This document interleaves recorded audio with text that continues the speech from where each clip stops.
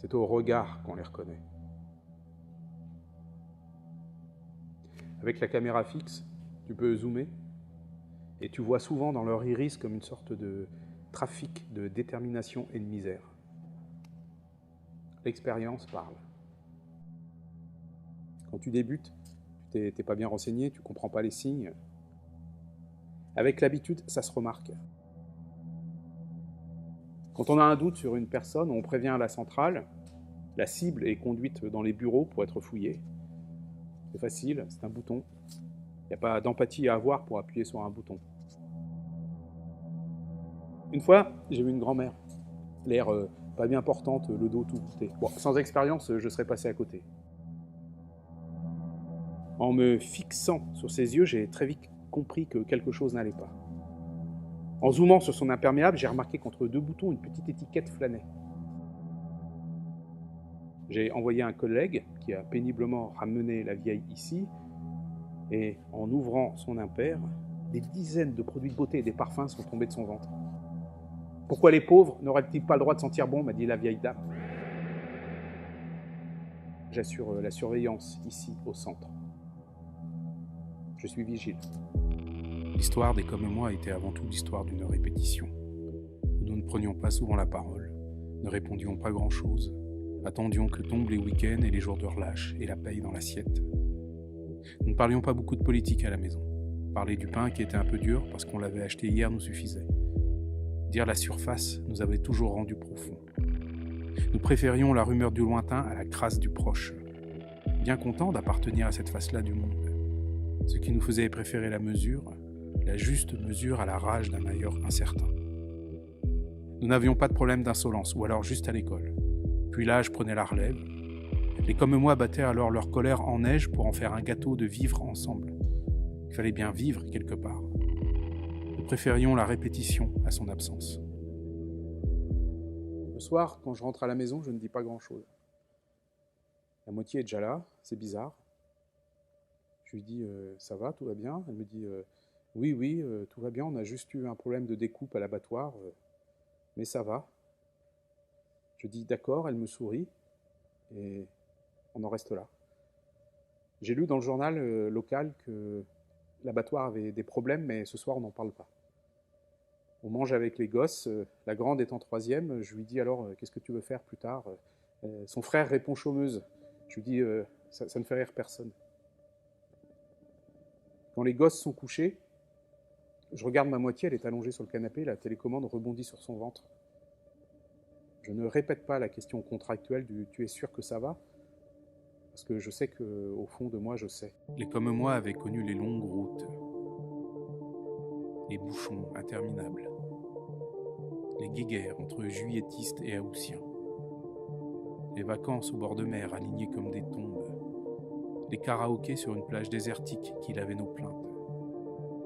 Les Comme moi avaient connu ces moments éblouissants, qu'ils se ressassaient en boucle à la reprise du travail, attendant l'été prochain ou l'hiver suivant, en déplorant les morts qui n'y auraient pas droit.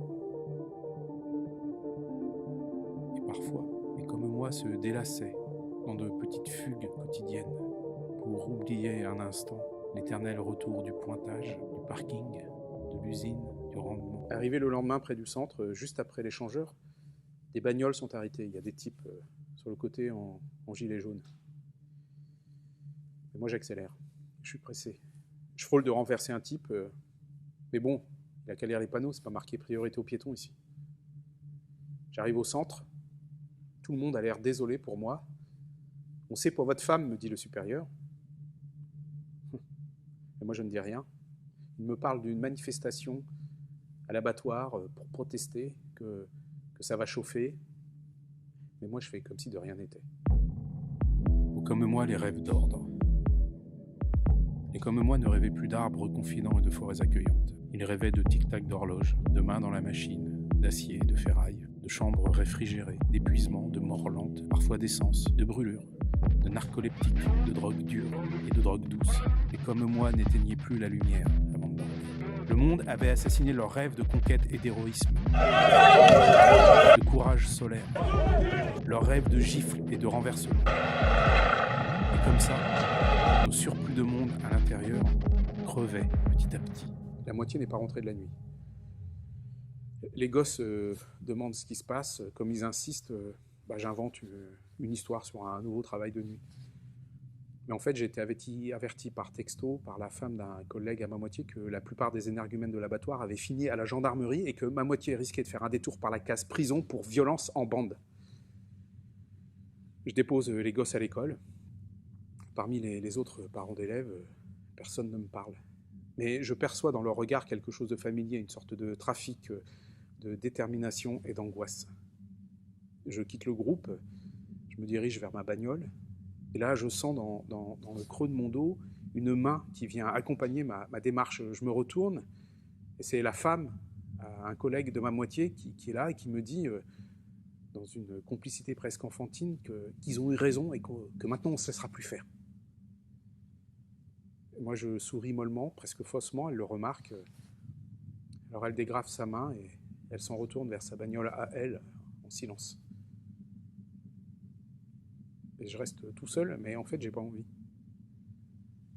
Je décide d'aller en rond-point, et là, il y a tous les autres du coin.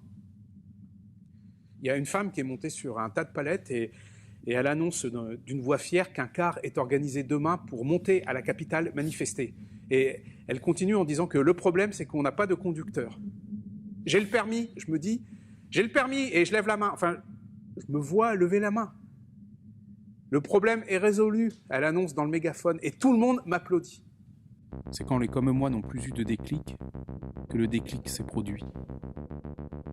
Quand tout fut épuisé, quand les soldes ne suffirent plus, quand on eut dévalisé tout le magasin intérieur de colère pour le prix d'une, quand la sidération et la fascination disparurent, quand nous sortîmes sans payer, quand nous vidâmes nos poches sans trembler, quand nous relevâmes la tête, quand les comme moi n'eurent plus peur de l'insigne, du qu'en dira-t-on, de l'illégalisme, quand la honte eut terminé de nous rendre insensibles, alors là, peut-être naquit le déclic. C'est quand les comme moi ont commencé à comprendre que la violence n'était pas une anomalie, mais le fondement même de notre système, qu'on a dépassé l'absence du déclic.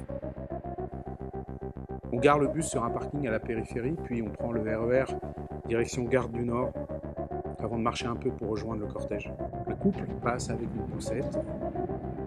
Grand-mère sent le parfum et les produits de beauté, elle me sourit. Des gamins tapent dans des tambourins. Puis des corps habillés de noir font éruption dans le cortège.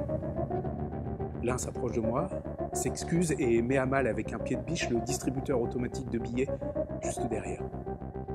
Là, un autre s'affaire à déloger des pavés au sol pour les projeter à la face des corps uniformes qui triomphaient l'avant-veille dans leur caserne d'avoir arraté les travailleurs d'un abattoir. Le type me tend un pavé. Une vitrine me regarde. Mes yeux s'y reflètent. J'y vois la détermination et le béton. Je lance le pavé, la vitrine cède. Le type me regarde et me sourit. Entre nous, pas besoin de parler. C'est au regard qu'on se reconnaît.